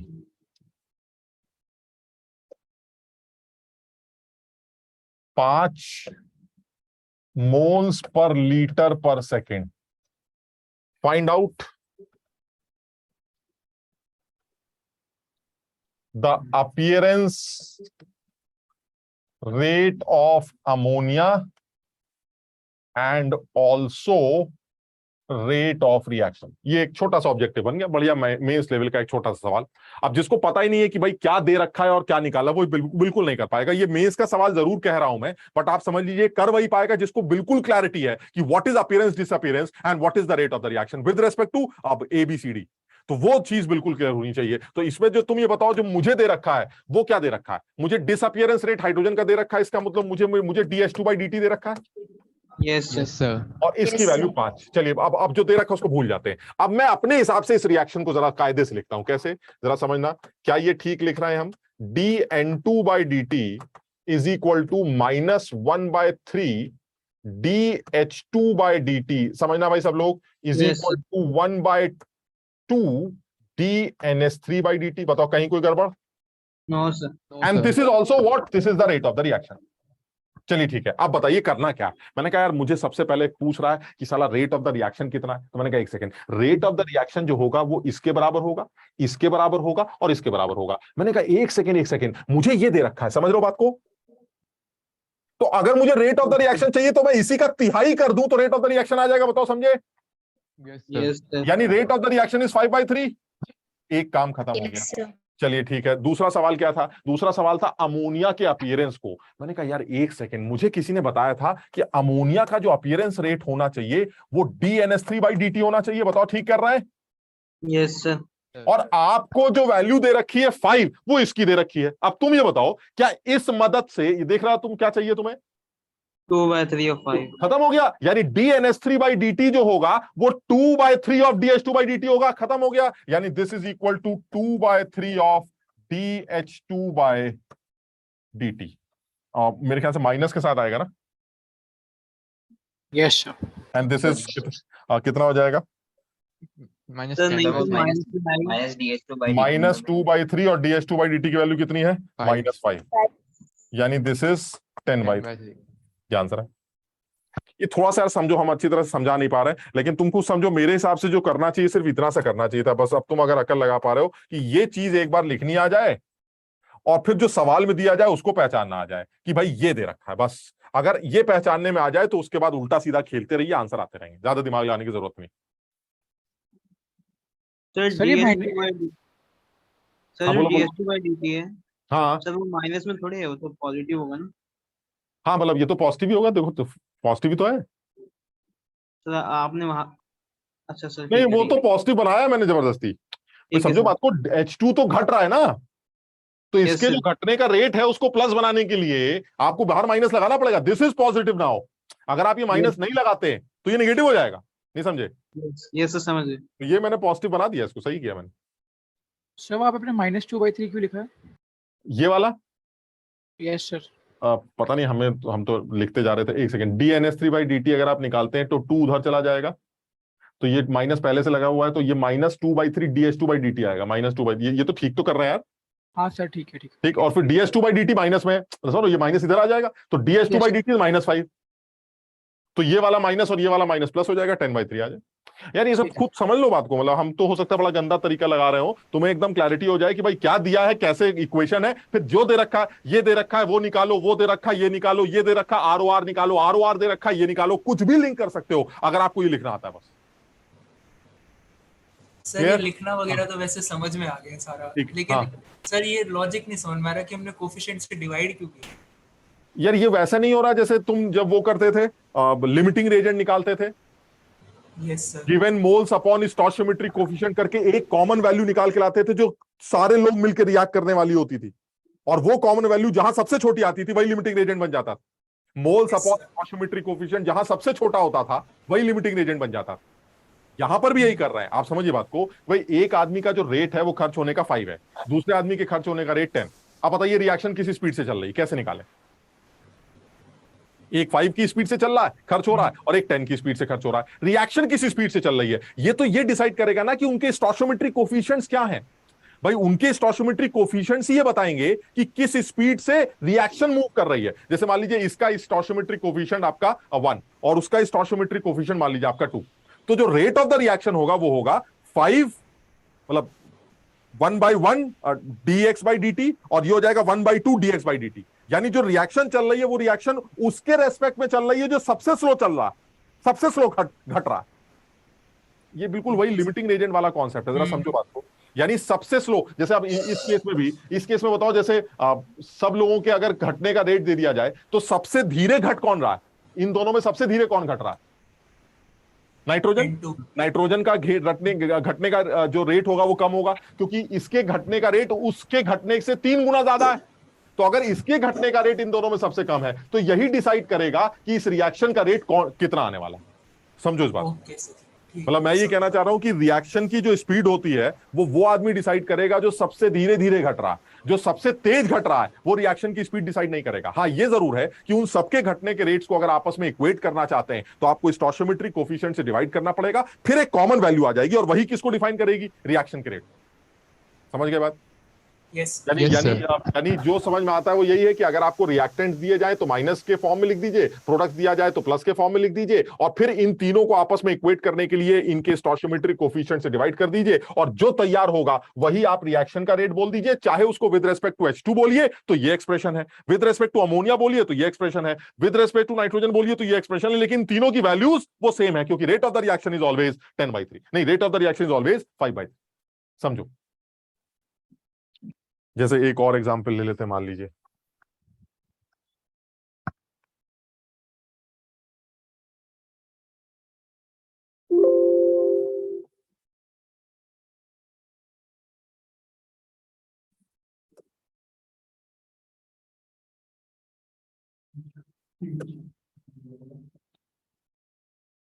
the weight of nitrogen changes from 40 gram to 20 grams in 5 seconds. Find out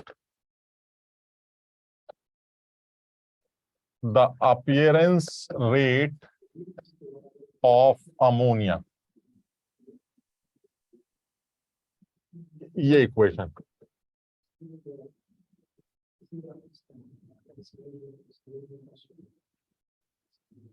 बताओ।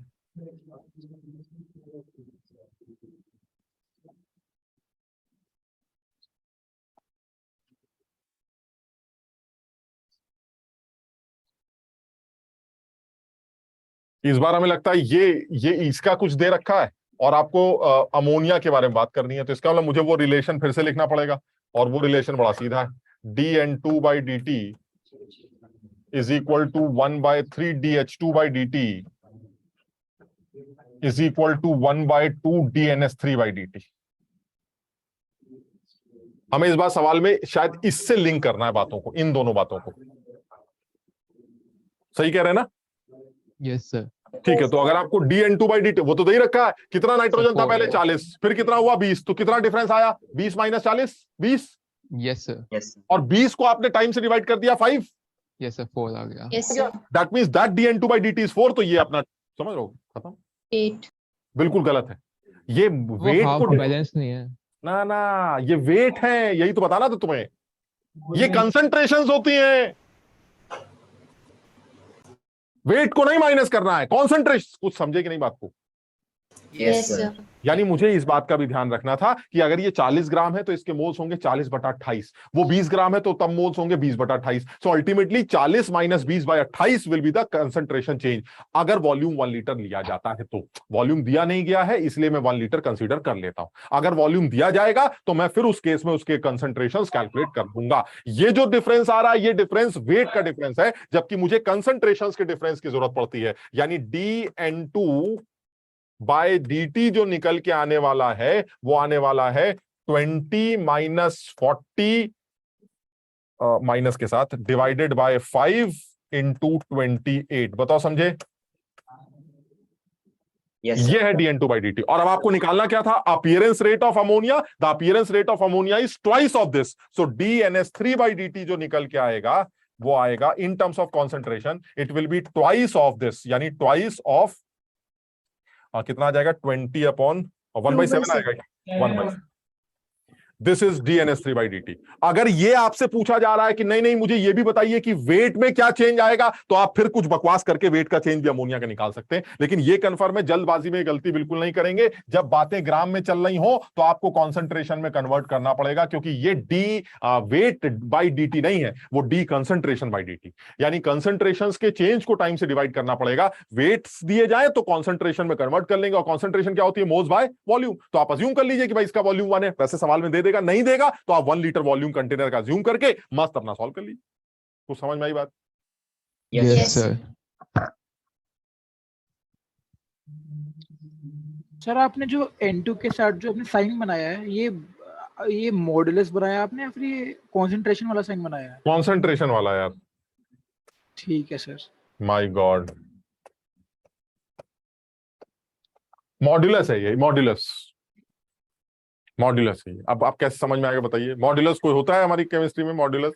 नहीं सर, मैं वही सोच रहा था। हाँ भाई, समझ में आ गया? चलिए, अब ये फर्स्ट कैटेगरी है जिसपे बहुत सारे सवाल बन सकते हैं। तुम देख ही रहोगे कि ये दे रखा है वो निकालो, ये दे रखा है वो निकालो, तो दुनिया भर की बकवास कर सकते हैं। अब आते हैं सेकंड कैटेगरी, जो इस चैप्टर की स्टार्टिंग होती है, और वो है डिफरेंशियल रेट लॉ। ये पूरा चैप्टर इसी एक बात के चारों तरफ घूमता है, जिसको डिफरेंशियल रेट लॉ कहा जाता है। अब इसको थोड़ा सा समझने की कोशिश करते हैं। डिफरेंशियल रेट लॉ, ये डिफरेंशियल रेट लॉ क्या होता है? तो जिस मान लेते हैं एक एग्जांपल के तौर पे बात करें कि मेरे पास एक रिएक्शन है 2A + B गिव्स C, मान लीजिए ये रिएक्शन, ठीक। अब ये इस रिएक्शन का डिफरेंशियल रेट लॉ किसे कहते हैं? तो उसने कहा भाई ये इसका मतलब होता क्या है डिफरेंशियल रेट लॉ? तो ये कहते हैं डिफरेंशियल रेट लॉ एक ऐसी इक्वेशन है जो किसी भी रिएक्शन के रेट को रिलेट करने जाती है। अगर मैं प्रोपोर्शनैलिटी पहले लगा देता हूं, किसी भी रिएक्शन के रेट को रिलेट करने जाती है रिएक्टेंट्स की कंसंट्रेशन के साथ with some unknown powers A and B। This is differential rate law. वैसे मैं अगर अपनी डेफिनेशन बताऊं तुम्हें, तो मेरे हिसाब से डिफरेंशियल रेट लॉ एक ऐसी इक्वेशन है जो रिएक्शन के रेट को रिलेट करती है रिएक्टेंट्स की कंसंट्रेशन के साथ, कभी कभार प्रोडक्ट्स की कंसंट्रेशन के साथ, with some unknown powers, that is A and B। ये मुझे नहीं पता कि A की पावर क्या है और B की पावर क्या है। तो अगर आप यहां पर प्रोपोर्शनैलिटी कांस्टेंट दे दें K सपोज, तो this will be K into A raise to power A into B raise to power B। अब मैं अभी पहले लिख रहा हूं, तुम टेंशन मत लेना। A क्या है? A is the order of reaction with respect to A, and B is the order of reaction with respect to B, and A plus B is the overall order of the reaction. Overall order of reaction. अब यहां से होती है बकवास शुरू। क्या sir ये मैं एक एक करके बात करता हूं। सर ये बताइए, ये जो आपने A और B लिखा है, ये आप कह रहे हैं ऑर्डर है। पहली बात तो भाई साहब, ये वर्ड हमने पहली बार सुना, हम इसके बारे में कुछ जानते नहीं कि आप ये क्या बकवास कर रहे हैं। और दूसरी बात, इसको तो बाद में देखेंगे, पहले मुझे ये बताइए जो केमिकल इक्विलिब्रियम में आपने गुल खिलाए थे वो क्या थे? मैंने कहा केमिकल इक्विलिब्रियम में क्या गुल खिलाए थे? अब जरा याद करते हैं जो वहां गलती पढ़ाई गई थी। अब जरा ध्यान से देखना, तुम्हें अगर याद हो केमिकल इक्विलिब्रियम में इस तरह की कुछ इक्वेशंस बनाई जाती थी ऐसे उल्टा सीधा, याद है कुछ? Yes sir. कुछ भी कुछ समझो। और तुम ये कहते थे सर फॉरवर्ड रिएक्शन का रेट कांस्टेंट केएफ होगा, बैकवर्ड रिएक्शन का रेट कांस्टेंट केबी होगा। Yes sir. फिर तुम इसको कैसे लिखते थे जरा याद करना। The rate of forward reaction sir आपने बताया था it is K F into A B, और रेट ऑफ बैकवर्ड रिएक्शन आपने बताया था it is K B into C square. कुछ याद आ रहा है? Yes, sir. और फिर आपने कहा था एट इक्विलिब्रियम ये दोनों रेट्स आपस में बराबर होते हैं, यानी फिर आपने बताया था K F A B is equal to K B C square at equilibrium. और यहां से आपने इक्विलिब्रियम कांस्टेंट डिफाइन किया था केएफ बाई केबी, जिसको के इक्विलिब्रियम कहा जाता है, and this is equal to C square upon A B. कुछ याद आ रही है बात? Yes sir. Yes sir. ये था हमारा। सर ये आपने वहां गलत पढ़ा दिया। क्यों गलत पढ़ा दिया?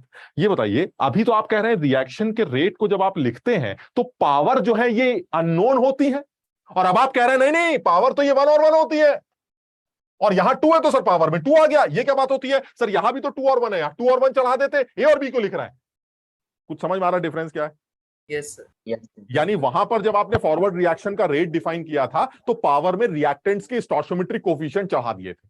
जब बैकवर्ड रिएक्शन का रेट कहा तो पावर में वो सी का कोफिशिएंट चढ़ा दिया। यानी वहां तो आपको पावर बिल्कुल साफ दिख रही थी पिछले साल, और आज 1 साल आगे निकल गए तो आपको पावर दिखना बंद हो गई। सर यहाँ 2 और 1 दिखाई दे रहा है, यहाँ 2 और 1 क्यों नहीं चढ़ाते आप? अब मैं अंतर बताता हूं। और यही सारी कहानी जो है वो इससे रिलेटेड है, जिसके बारे में थोड़ा सा डिस्कशन करना है, लेकिन ये तभी समझ पाओगे जब अकल कम से कम लगाओ। ठीक, अकल क्या लगानी है वो सिर्फ इतनी, सर ये ऑर्डर का जो मतलब है उसका क्या मतलब बनता है? Order is actually involvement. Product के फॉर्मेशन में रिएक्टेंट्स का क्या इन्वॉल्वमेंट है, सर इसको मैथमेटिकली मत समझना, ऐसा समझते जरा कि जो हमारा प्रोडक्ट बन रहा है उसमें ए और बी का योगदान क्या है। तो मैंने कहा भाई योगदान का मतलब तो ये कि भाई ए के 2 मोल या ए के 2 आदमी बी के 1 आदमी के साथ टक्कर मारेंगे और प्रोडक्ट तैयार हो जाएगा।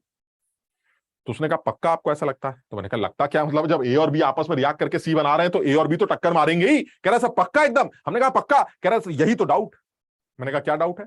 कह रहा अगर ये सिंगल स्टेप रिएक्शन है, if it is single step reaction, और आसानी समझने के लिए जैसे सपोज यहां पर ए का 2 भी हटा देते हैं, थोड़ा और सिंपल लगेगा।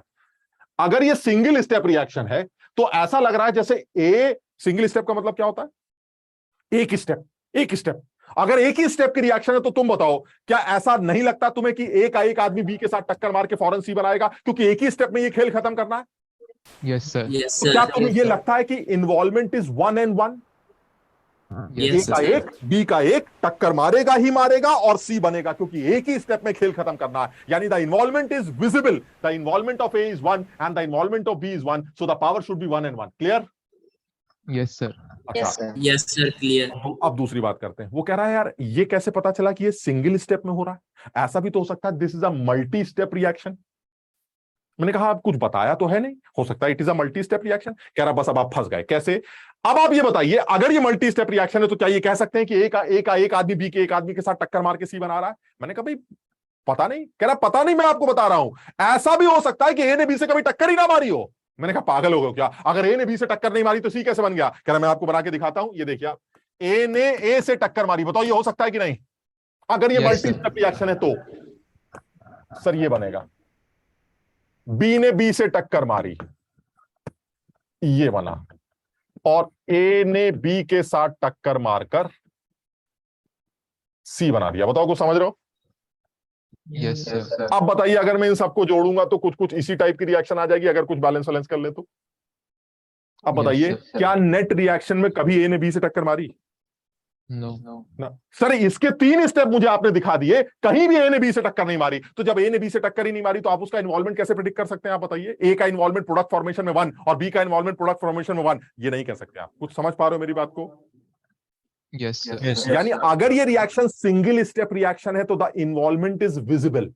If it is a net chemical equation, the involvement is unknown. आपको कुछ नहीं पता, आंख बंद करके ए और बी चढ़ा दीजिए, आपको ए और बी की वैल्यू कभी नहीं पता चलेगी। बताओ, समझे? Yes, sir. तुम बताओ, केमिकल इक्विलिब्रियम में क्या बेईमानी की गई जब वो चैप्टर? शाबाश। केमिकल इक्विलिब्रियम की सबसे बड़ी बेईमानी ये थी कि आपने इसके फॉरवर्ड स्टेप को भी सिंगल स्टेप मान लिया और आपने इसके बैकवर्ड स्टेप को भी सिंगल स्टेप मान लिया। ये सबसे बड़ी बेईमानी थी जो आपने की थी। इसीलिए कहा जाता है कि केमिकल इक्विलिब्रियम के टाइम पर जो केसी केपी कैलकुलेट किए गए थे, प्रैक्टिकली उनके केसी केपी की वैल्यू में भी अंतर देखने को मिल सकता है। क्यों? क्योंकि जरूरी नहीं है सर हर स्टेप सिंगल स्टेप हो। फॉरवर्ड स्टेप सिंगल स्टेप है, बैकवर्ड स्टेप सिंगल स्टेप है, तभी तो आपने 1 1 और 2 लगा दिया। अगर ये single step forward backward steps ना होते तो सर उनकी पावर्स अननोन होती और वो आप कभी प्रेडिक्ट नहीं कर सकते। कुछ समझ पा रहे हो बात को? Yes, sir. हाँ सर, यहाँ पर सिंगल स्टेप और मल्टी स्टेप का कैसे पता चल रहा है? जैसे नहीं पता चला, कुछ नहीं पता चला। देखो मुझे कुछ, क्या मैंने इस सवाल में तुमको बताया कि ये सिंगल स्टेप रिएक्शन है? नो सर, नहीं बताया। तो इसका मतलब सर मैं क्यों बदतमीजी करूंगा? मैं साथ में बोल देता हूं, if it is a single step then the power will be 1 and 1. Clear? Yes. And if it is not a single step reaction, if it is a net chemical equation, the involvement of A and B is unknown and the powers are unknown, A and B. बात खत्म। सब लोग समझ पा रहे हैं ये A और B unknown और कब known? Yes, sir. यानी नोन तब जब आप देखकर ये बता सके कि इनका इन्वॉल्वमेंट क्या है, और देखकर बताने वाला केस सिर्फ एक ही हो सकता है, the reaction is single step और elementary. If the reaction is not elementary, if it reaction is net chemical equation, तो आप उसको देखकर कभी प्रिडिक्ट नहीं कर सकते कि प्रोडक्ट के फॉर्मेशन में रिएक्टेंट्स का इन्वॉल्वमेंट क्या है। इसलिए आप पावर में अननोन एक्स वाई चढ़ाइए, एक्स वाई को आप कभी भी सॉल्व नहीं कर सकते। आप कभी भी किसी रिएक्शन को देखकर नहीं बता सकते कि इसका ऑर्डर ए के रेस्पेक्ट में या बी के रेस्पेक्ट में क्या होगा। ये एक्सपेरिमेंटली निकाला जा सकता है और या फिर रिएक्शन की अगर मैकेनिज्म दी जाए तो निकाला जा सकता है, और हम ये दोनों बातें सीखेंगे। आज इतना ही करना था, अगली क्लास में इसी को और डिटेल में आगे बढ़ाएंगे। तो आज इतना ही करते हैं, थोड़ा सा लेट भी हो गए, फिर मिलते हैं, ठीक है? तो इसको कर लो, ये हमारा पीपीटी था, ठीक, हटा दे भाई इसको। हाँ सर, एलिमेंट्री किसे बोला आपने? नहीं, मैंने एलिमेंट्री बोला नहीं है, मैं तो ये कह रहा हूं अगर ये एलिमेंट्री है, अगर ये एलिमेंट्री है तो इसका मतलब ये एक ही स्टेप में होगा, और अगर एक ही स्टेप में होना है तो ए का एक आदमी बी के एक आदमी से टक्कर मारेगा ही मारेगा। सर, एलिमेंट्री का मतलब single step? Single step. Okay sir, ठीक। और अगर ये एलिमेंट्री नहीं है तो सर फिर तो वो पता नहीं कभी ए ने बी से बात की भी है कि नहीं। देखिए मैंने एग्जांपल दिखाया आपको, ए ने बी से कभी बात नहीं की लेकिन फिर भी सी बन गया। तो क्या आप कह सकते हैं कि सी के इन्वॉल्वमेंट प्रोडक्ट फॉर्मेशन में ए और बी का इन्वॉल्वमेंट 1 और 1 है, ए और बी टक्कर मारते हैं ऐसे ना? सर वो इन्वॉल्वमेंट मुझे दिखाई नहीं देता, और अगर इन्वॉल्वमेंट मुझे दिखाई नहीं देता तो मुझे इनकी पावर्स दिखाई नहीं देती। दे आर अननोन्स, और ये अननोन्स एक्सपेरिमेंटली कैलकुलेट की जा सकती है, आप कॉपी पर कभी प्रेडिक्ट नहीं कर सकते। क्लियर? Yes sir. तो चलो आज इतना ही करते हैं, फिर अगली क्लास में फिर मिलते हैं। Bye bye sir.